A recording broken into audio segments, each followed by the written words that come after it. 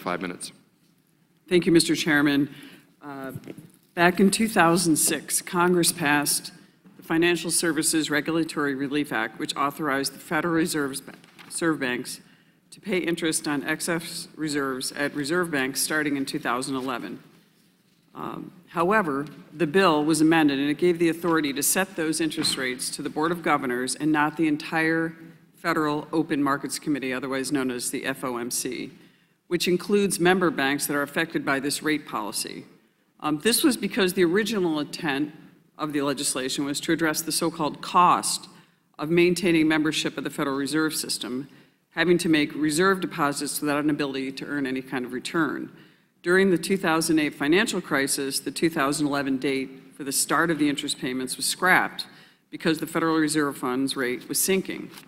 At that point, instead of merely a simple compensation for keeping a strong reserve balance, the rate of interest on reserves now has become a monetary policy instrument.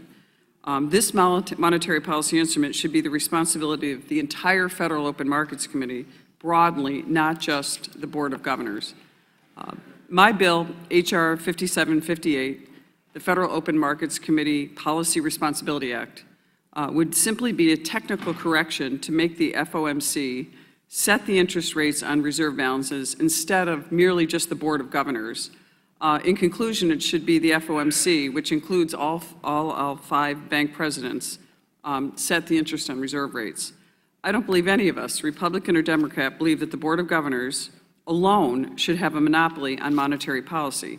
Even as a New Yorker, I think that my constituents in the 22nd District believe that policy interest rates should lie solely in the hands of New York City power brokers or the compatriots in Washington, D.C., an ivory tower removed from the actual banks and the citizens of each and owners of each bank, and also the depositors.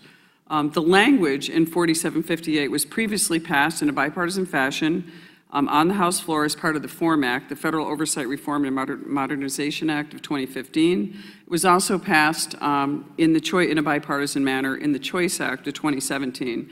And I just want to thank the chairman and the committee for bringing this important measure up. It's really just a technical correction. I think it will help give transparency and give a better opportunity for more to have a voice on determining the interest rate on Federal Reserves instead of leaving that only up to the Board of Governors, but actually expanding it into the banks that are affected by it. So I urge passage of this bill, what I think is a technical correction, and I yield back the balance of my time. Gentleman.